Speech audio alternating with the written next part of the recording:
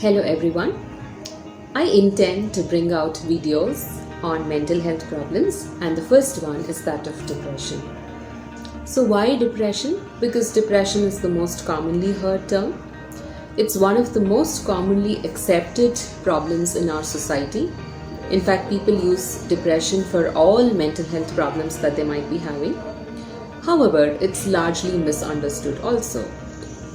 So what do we mean by depression? Is it just sadness?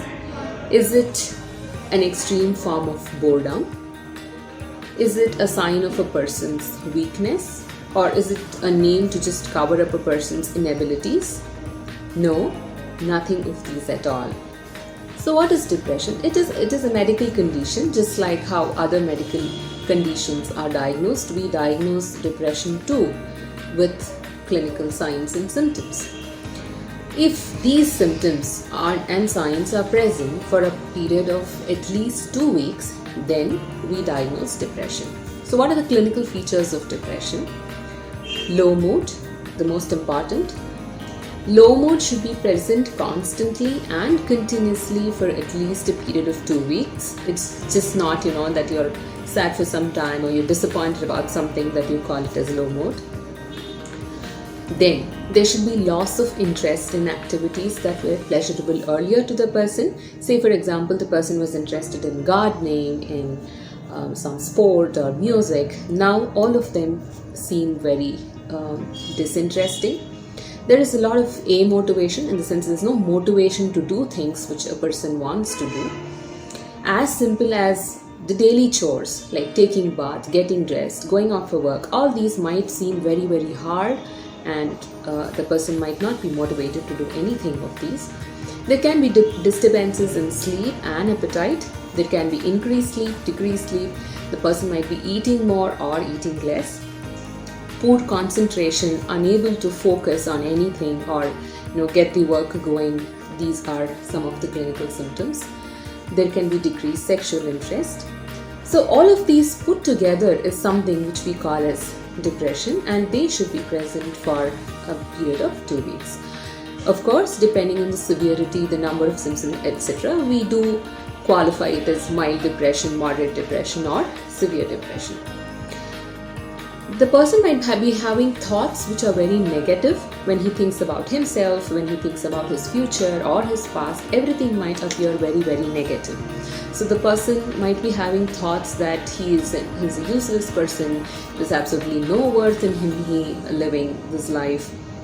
There can be thoughts that he will not get help, even though there are people around him and there are family, there's friends. But he might feel that nobody can absolutely get him out of this situation. So that's helplessness. There can be thoughts that this is not going to get better at all. Whatever he might think about the future might appear very bleak, and he might think that there's absolutely no way out of this. There can be thoughts of harming oneself, including suicidal thoughts in severe depression. And there might be even suicidal plans which the person might not disclose to anyone. So it's easy to say, why can't they just talk about it? Why can't they just say that, I want help and I'm having such a problem? It's very hard to be in that state, and when they don't have motivation to even do their basic self-care activities or talk to people at home, they don't feel like talking about their problems to others. So while it's easy for others to say that he should have taken help and he should not have harmed himself, it's very, very difficult for that person when in that state to actually talk about his problems. Why does depression happen? There are two kinds. Reactive depression, where it's a reaction to stress. This is easily understood by people because they can understand that the person had a lot of stressors, and as a reaction to that he went into depression. But there's something else called endogenous depression. Endogenous means from within. It's biological.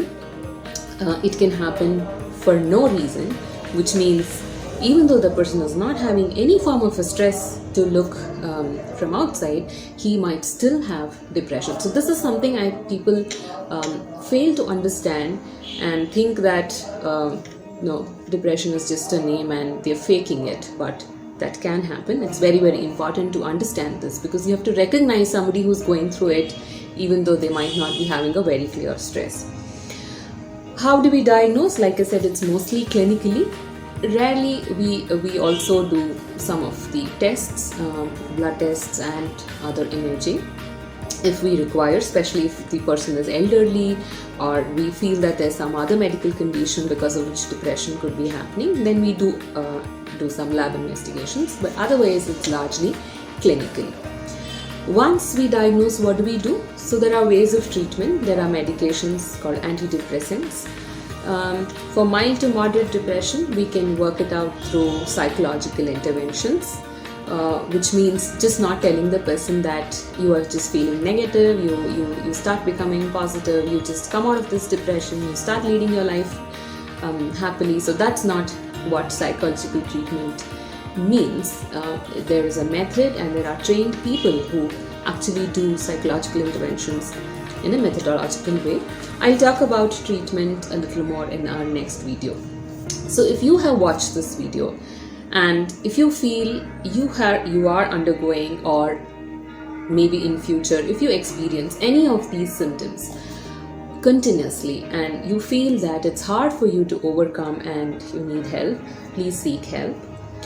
If you find somebody else to be in this position, rather than saying, oh, you're weak and you're just too negative, please understand that the person might be having a clinical depression and help them in terms of taking them to treatment. Thank you.